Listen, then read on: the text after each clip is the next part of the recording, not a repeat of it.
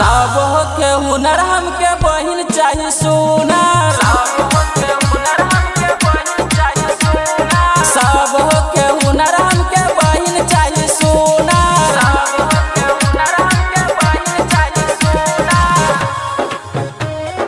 बहिन चाहिए सुनार, बहिन चाहिए सुनार। DJ Shubham Angika recording studio Sumerpur.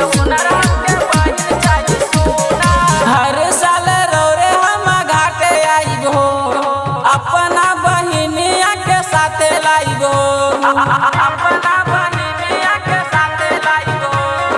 हर साल रौरे हम घाटे आइब हो, अपना बहिनिया के साथे लाइब हो।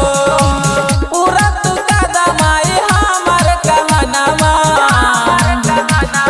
सब करे छठी माई तोहरे पूजनमा, सब करे छठी माई तोहरे पूजनमा, सब करे छठी माई तोहरे पूजनमा, सब करे छठी माई तोहरे पूजनमा, तोहरे पूजनमा, तोहरे पूजनमा। DJ Shubham Angika recording studio Sumerpur. Mithun मजन कुंदन कहिले, गौतम बहिनिया के अनुरोध कहिले, गौतम बहिनिया के अनुरोध कहिले। मिथुन मजन कुंदन कहिले, गौतम बहिनिया के अनुरोध कहिले। कहिया तू हमरो पुरैबू सपनमा,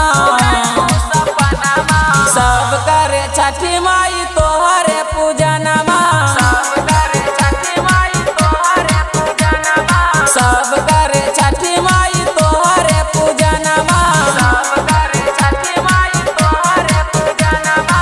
अंगिका रिकॉर्डिंग स्टूडियो रुपौली पूर्णिया बिहार।